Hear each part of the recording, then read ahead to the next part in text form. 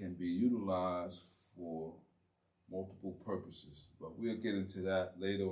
But this article is brought to us by theridgeohio.com. If you want to retrieve this information or this article that we're going to share, when I say we, I have people that's here with me. You cannot see them, but you may be able to hear them when they introduce themselves. Like I said, my name is Craig, and I have with me William, and Angela. So we have two very special guests. If they want to read, share, they can do just that. And so without further ado, let me give you today's title of discussion. Not discussion, but today's title. And that is How Addiction Affects the Family, the Emotional Toll. This is the Family Recovery Support Group, and so we're going to be talking about how addiction affects the family, the emotional toll. All right, and so we're going to start off with today's topic, key takeaway. All right, and so key takeaway, I'm going to read it, and then we'll get right into some of the meat and potato of this article. All right, so it says key takeaway. Addiction is a disease that affects not only the individual, but also their family members. The emotional toll on addiction can be devastating and long-lasting. All right, that's the first bullet. Second bullet, family members of addicts often experience financial stress and strain, challenges in relationships, and mental health issues like anxiety and depression. The third bullet, coping strategies for families affected, not affected by addiction include seeking professional help, prioritizing self-care, and establishing boundaries for a healthier family dynamic. All right, it says recovery through treatment is possible and offer hope for healing and rebuilding. Addiction is a complex disease that impacts many individuals and families. It can be defined as the compulsive use of a substance or behavior despite negative consequences. Addiction works by triggering pleasure centers in the brain, leading individuals to seek out repeated experiences that activate these areas. Factors such as genetics, environmental influences, and personal circumstances may all play a role in causing addiction. Those struggling with addiction often experience physical symptoms and significant emotional effects, including feelings of shame, guilt, fear, and anxiety. Despite the seriousness of addiction, there are still many misconceptions surrounding the condition. For an example, some people view addiction as a character flaw or moral failing rather than a disease requiring medical attention. While it's true that individuals usually make choices about their substance use, repeated drug or alcohol use damages the structures of the brain responsible for decision making. According to the National Institute on Drug Abuse, NIDA, N-I-D-A, relapse rates for those completing an addiction treatment program are similar to chronic diseases like asthma or diseases. All right? Remember, we're talking about addiction and its disease and how it affects the family members as well. Not only the individual, but the family members. This highlights the importance of adopting long-term strategies for managing addiction beyond short-term interventions like detoxification. So addiction disease is, as this article says, is similar or not identical, but has similarities to that of asthma or diseases, right? Diabetes. What I keep saying? Diseases. Disease. I meant to say diabetes. And thank you for correcting me on that, because I don't want to be misleading The three diseases I mentioned, drug, asthma, and diabetes, is that one has a intervention like, let me read that again. It's estimated that 1 in every 10 Americans over 12 years old has struggled with addiction at some point in their lives and lost productivity. Despite widespread awareness of these staggering statistics, treatment of addiction is underfunded and stigmatized. Stigmatized. Well, I'm running through these words, right? Okay. According to the National Institute on Drug Abuse, relapse rates for those completing an addiction treatment program are similar to chronic diseases like asthma or, let me get it right, diabetes. All right. This highlights the importance of adopting long-term strategies. A run-on paragraph, but we're going to move right along. Interestingly, addiction is not limited to substances such as drugs and alcohol alone. Process addictions like gambling,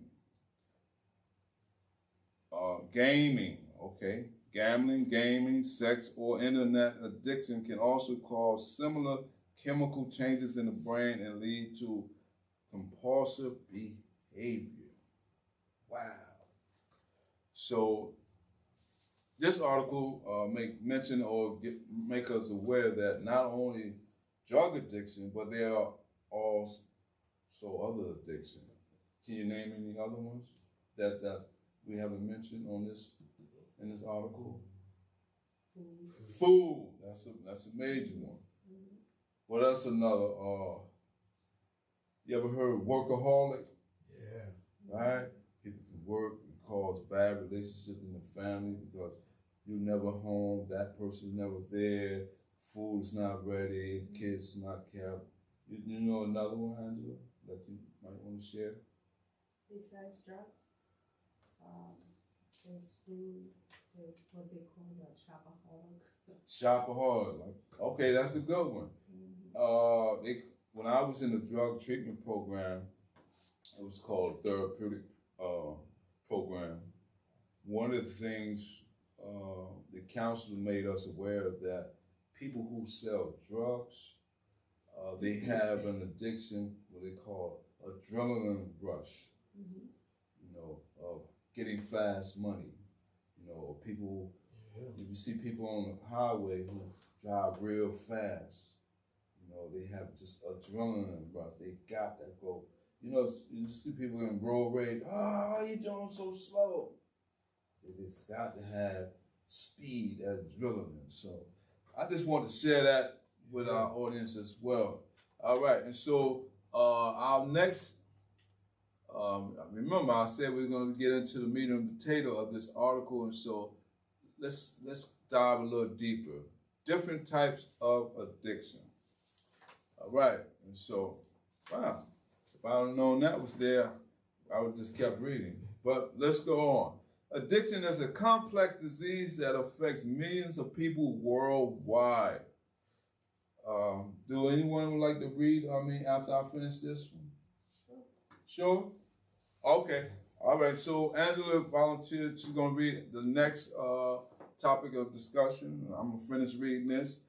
So start at the top. It says, addiction is a complex disease that affects millions of people worldwide. There are various types of addiction, each having its own unique characteristics and effects on the individual. Addiction refers to a compulsive need for something that has resulted in negative consequences in a person's life. Wow. Addiction can take many forms, including substance abuse, involving the use of drugs or alcohol to alter one's mood or consciousness. Gambling addiction, which refers to an uncontrollable urge to gamble despite being aware of the negative impact it may have on one's life.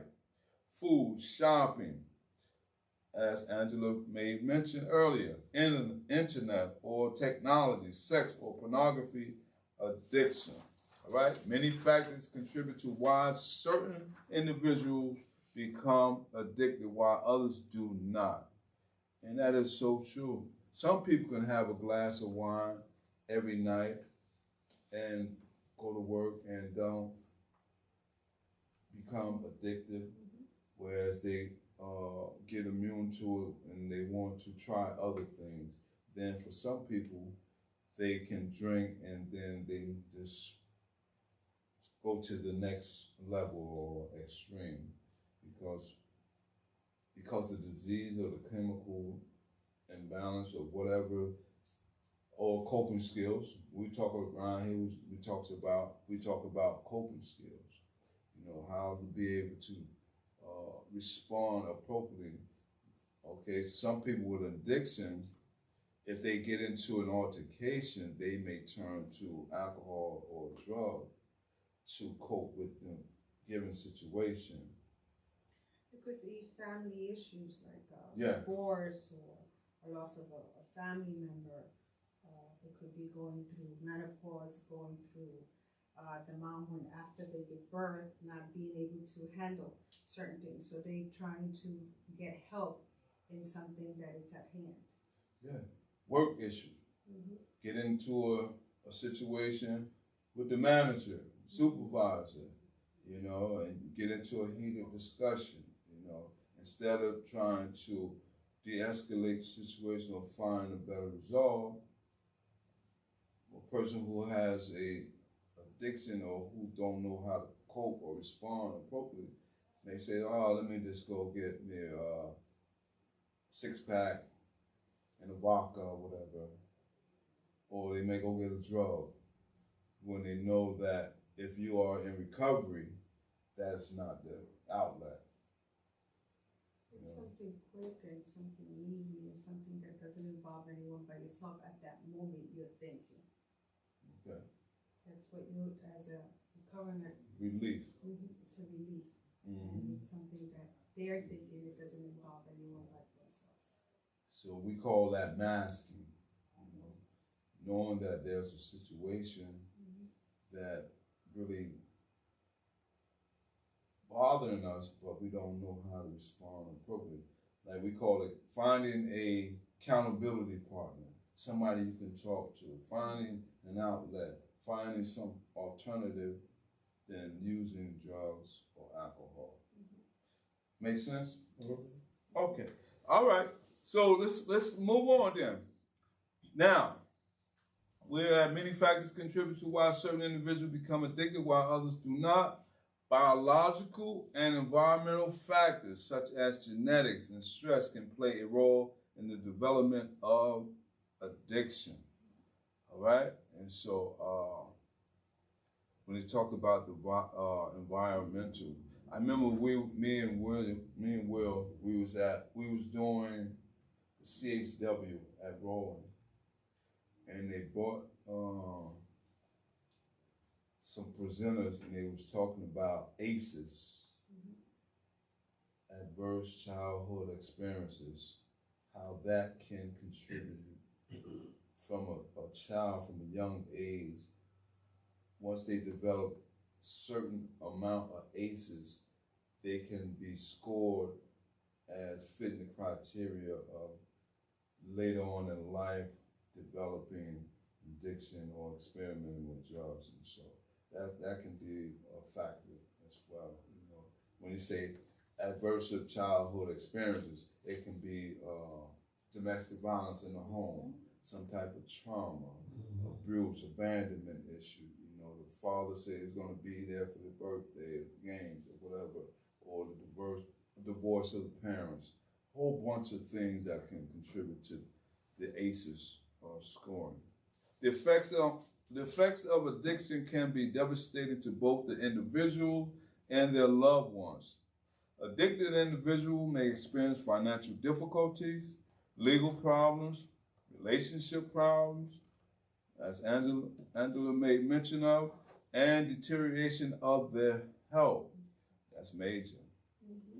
Addiction can also lead to feelings of shame or guilt, making it difficult for an individual to seek help.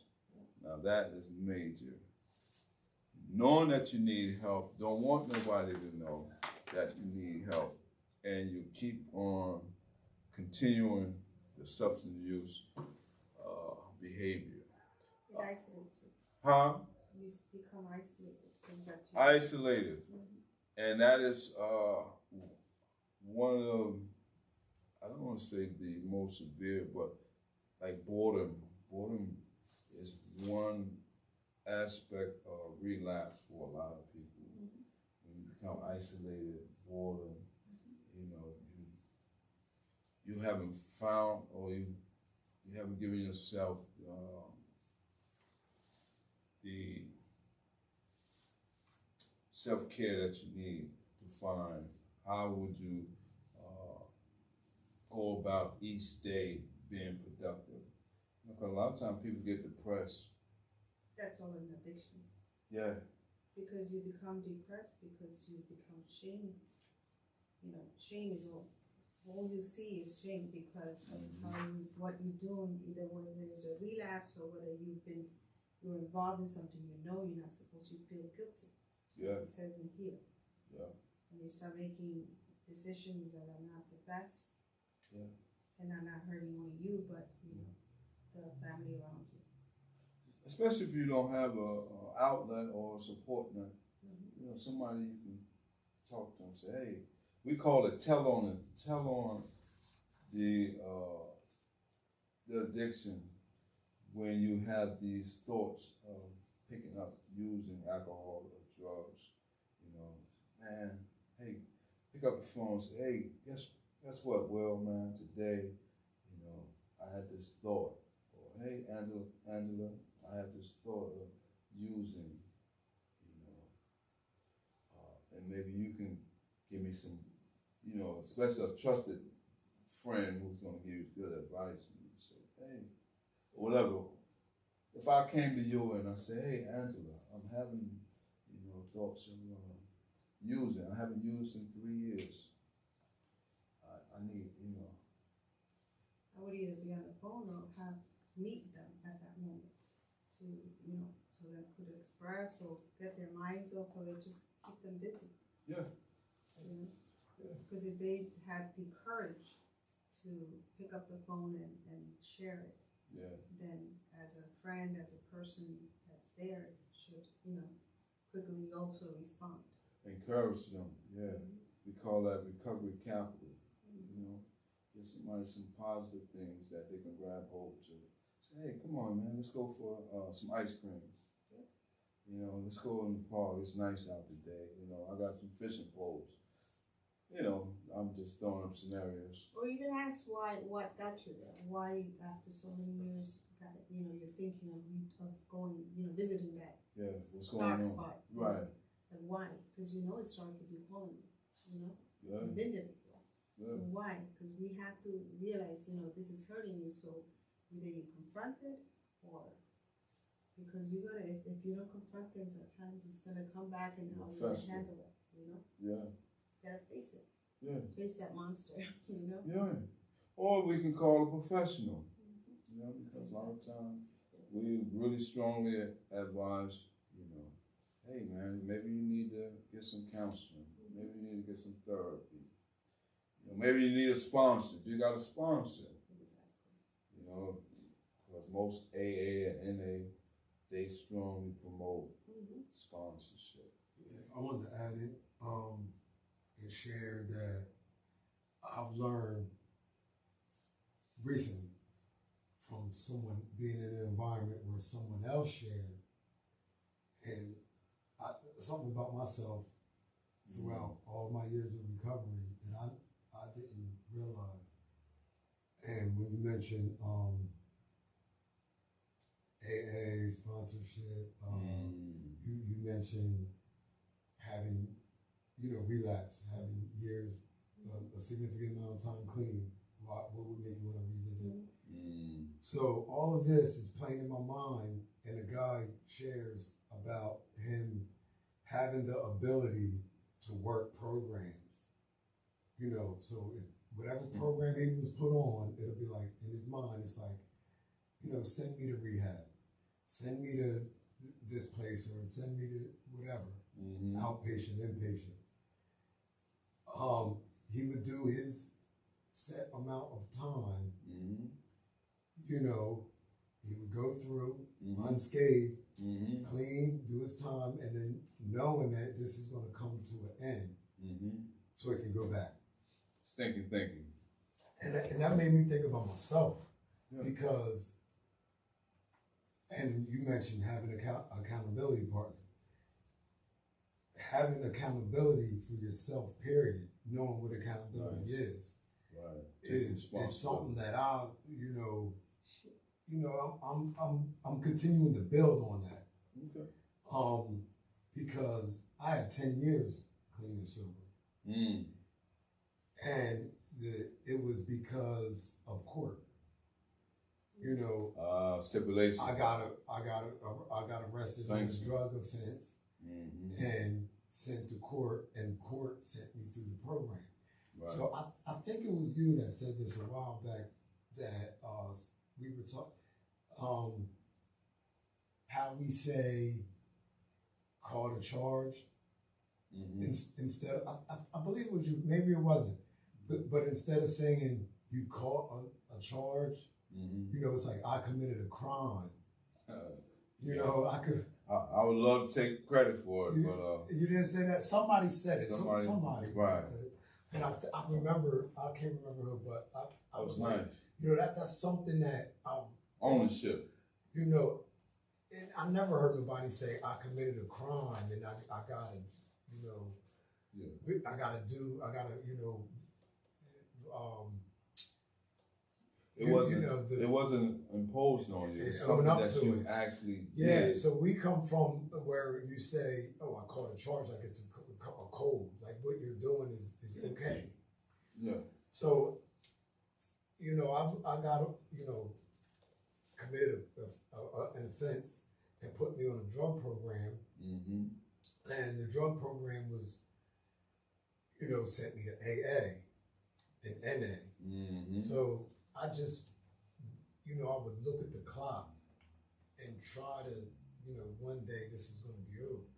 Mm-hmm. So for the time being, I'm not going to, I'm going to walk the tightrope and do what I'm supposed to do. Yeah. But after a while, it started sinking in, because it's not going to be over overnight. So as the, the days are turning to weeks and the weeks are turning to months, Mm-hmm. I started realizing, started sharing and listening to people, Oh yeah. and realized, like, maybe, just maybe, I got a problem here. Like a light switch, a light bulb went off. But still, all in all, 10 years later, Mm-hmm.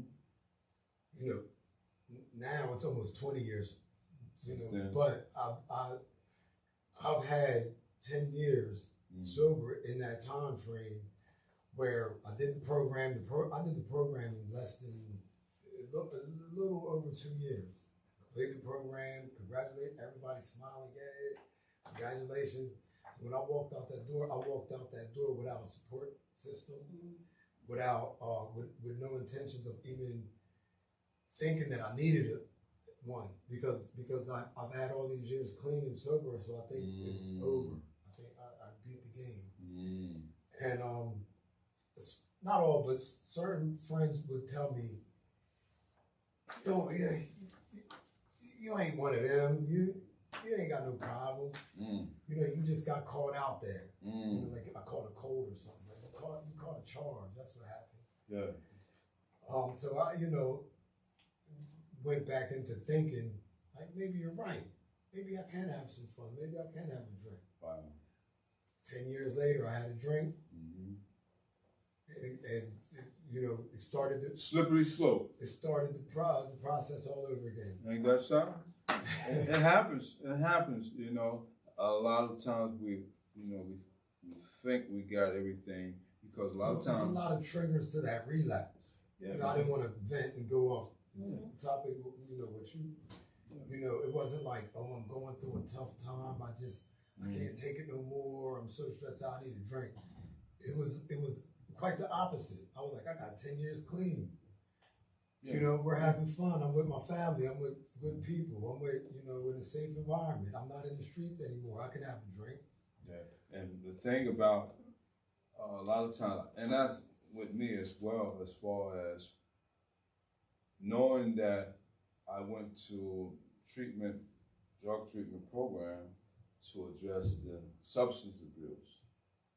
While I was there, they was also giving us other tools and addressing other behaviors that needed to be addressed. I think anger management. I think that is so big. I mean, sorry to cut you off. I think that is so key. Yeah. And you shared that before, and everybody I talked to, I mentioned that a part of recovery as far as like different levels and it being more about behavior, more so than staying away from absent.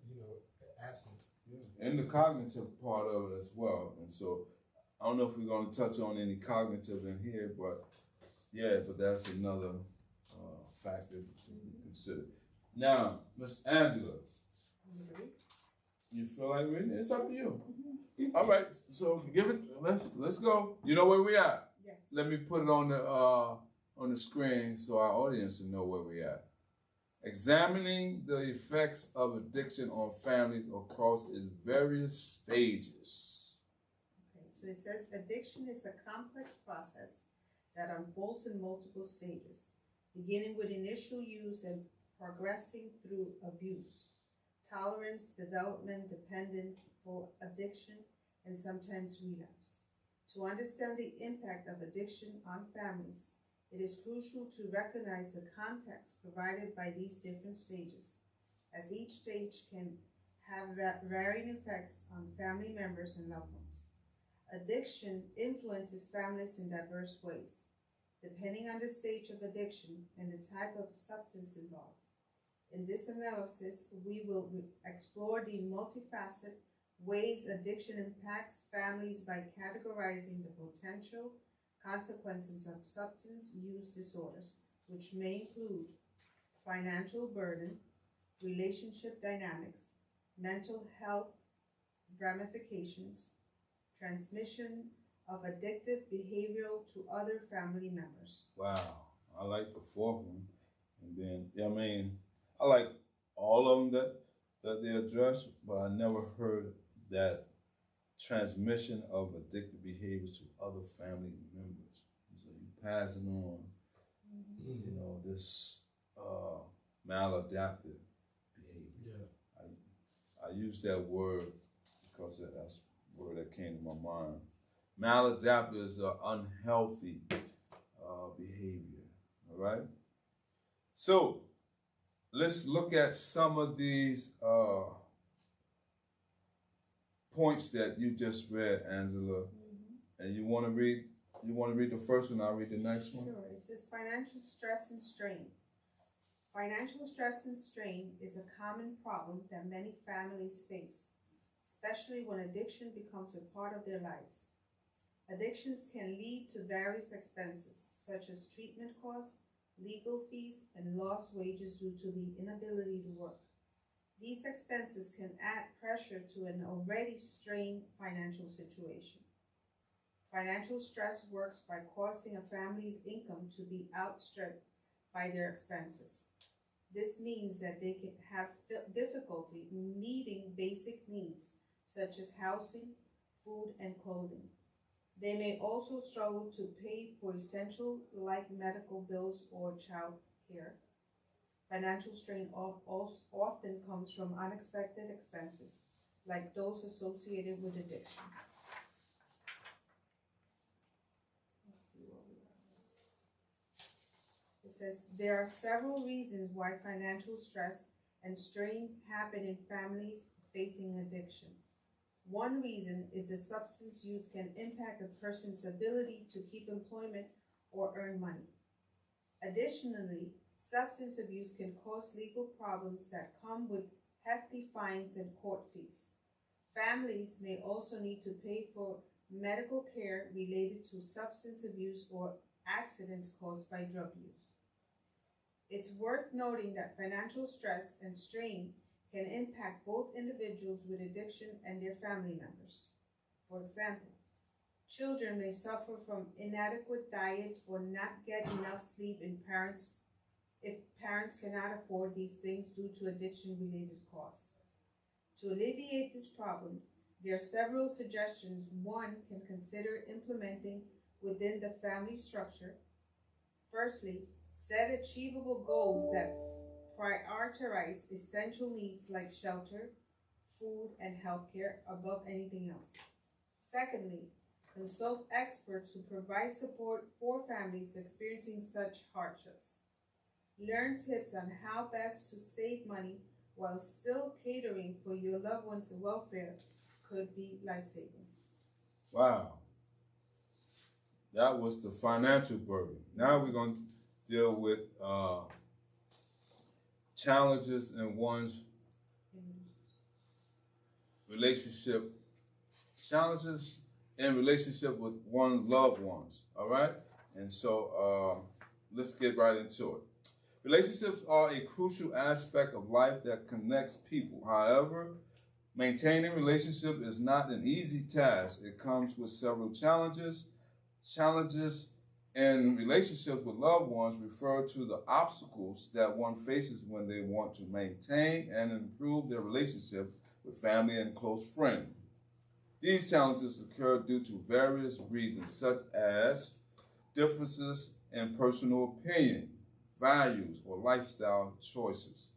Communication gaps and misunderstanding also play a significant role in creating challenges in relationships. In some cases, addiction issues of a family member can disrupt the emotional balance of a family, causing strained relationships. All right?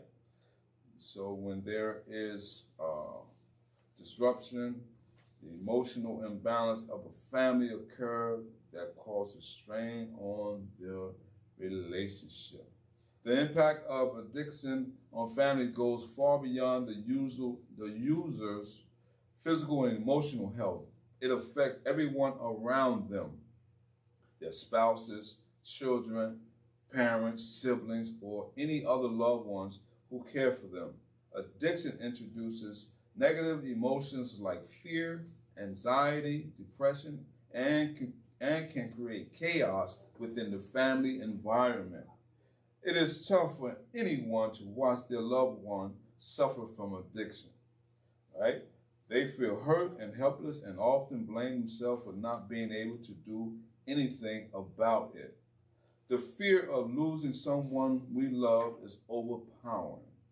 One might experience severe stress or even develop mental health disorders like post-traumatic stress disorder, better known as PTSD, or depression. If you are reading this article thinking that these challenges doesn't exist in your life now but may occur in the future, beware, all right? Life is uncertain, so make an effort today to build strong relationships with your loved ones before it is too late, all right? And so let's go on to the next one. And I don't think we're going to be able to cover all of it, but I want to touch on this part as well. Mental health issues faced by family members. Mental health issues faced by family members. The impact of addiction on families cannot be ignored, and one aspect of this impact is the mental health issues faced by family members. Addiction often takes a toll not only on the person who is addicted, but also on their loved ones. Mental health issues faced by family members can arise due to various reasons such as stress, anxiety, depression, fear, and guilt. Family members may experience feelings of helplessness and hopelessness due to the unpredictable nature of the addiction. It is common for family members to become enmeshed in their loved one's addiction, which can lead to codependency and exacerbated mental health problems. Furthermore, mental health issues faced by family members can vary from mild to severe depending on the severity of the addiction and its duration. Common mental health conditions that family members may experience include post-traumatic stress disorder, PTSD, depression, anxiety disorders, and substance abuse disorders themselves. That's like something that we see a lot, like anxiety and depression. Sometimes we think we point fingers at a person. It's like we belittle them at times. Depression, we think nothing of it, or anxiety, just get over it. But it's not. It all has a background. Stereotype. The labeling. A lot of times when we see, I had to be mindful of, by reading this type of information, it keeps me grounded to remember that when we see people who may be on drug or alcohol, there may be some underlying issues that's going on that if they don't get their medication and be treated for, not only get sober, but also, they need help with their mental state as well. So it's something that, we need to be mindful. Yeah. Everything has nothing is black and white anymore. Yeah, exactly. No clean cut to it. You're right. Yeah. So we'll continue. It says studies show that one aspect contributing to mental health problems seen in families dealing with addiction is social stigma surrounding addiction. Even though it's become easier nowadays to open up about mental health issues within society, today still views substance use disorders negatively. In addition to these general struggles that many families face when dealing with substance addictions, some specific cases are more challenging than others. For example, parents trying to raise children who are separated due to one parent's service active addiction face unique challenges not common among other families involved in addiction scenarios. Right. So there's a whole host of things that need to be, like this article said, multifaceted, of issues that can cause families to be severed, or have conflict, or to be engulfed in a whole type of behaviors. And so I'm glad we had this time to share this article. As always, any article that we share, you can go online and retrieve it for yourself and read the whole thing. We really just want to get on here and share the importance of family, whether it be the sibling or the parent. We want to stress that when it affects one, it affects us all when it comes to addiction, all right? You can go online, retrieve this article by theridgeohio.com, and we hope this information has been informative. I hope you enjoyed the discussion that we shared. Until next week at 5:30, you can join us again. Until then, take care and have a good day.